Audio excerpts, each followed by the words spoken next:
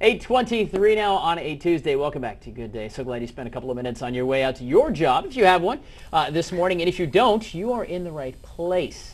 Just saying. Now, you, of course, may have heard the job market was a bit cooler last month, nationally anyway. And it's a time when there are thousands of college grads looking for a job. They're graduating, right? Well, there's also another group of potential employees that are entering the workforce, or at least attempting to, and that's stay-at-home moms.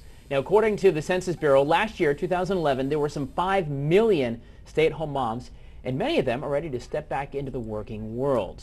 So, Lori Cook from the Richland County Public Library Job Center, these, that's kind of an interesting segment of the population. Probably worked, made a decision to be a stay-at-home mom for 5, 6, 10, 15 years, and now they're stepping back out into that job market. Yeah, a lot of people are coming into very interesting economic times. Maybe the dad that was supporting them, had a dip in his job, or maybe they're just ready for a break and ready to get back into it. Right. And there are a lot of other people that stay home for long periods of time too. Your caregivers, retirees. We're seeing a lot of people that retired at maybe even 59, and then now they're saying, you know what, I really need to get back in there, and maybe it's not even full-time employment. They're just ready to get back in and to contribute.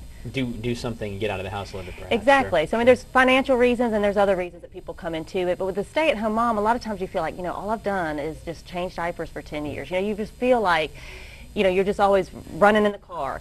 But there is a way for to explain the gaps in your employment and show employers that, you do have the skills, because when you're a stay-at-home mom, you're doing all kinds of things. You're really running a mini company. Right, you're exactly right. You've got management, you've got the kids you got to manage, you've got budgets, you have schedules. You really are kind of a CEO of your own company, for real. Yeah, you do, and you have to think about it that way. You have to think, what have I been bringing to the table for all these years? Have you negotiated prices to save your family money? Do you know how many companies would love to know that you could do that? Right. And also, I just know, I stayed at home with my kids for 10 years, and I know I just was ready for some adult conversation and to contribute, and so I was enthusiastic about going to work. It wasn't like, oh, I have to go. It was like, yay, I get to leave the house. Right. So, stay-at-home moms can bring a lot to the table. Also, not many people stay at home very long and not do something. You're volunteering. You're running that Little League team. You're volunteering at your church or some other civic organization. You're involved in the PTA. Those are the things that you need to bring to the table. And we always recommend to go to a combination resume where you really highlight your skills.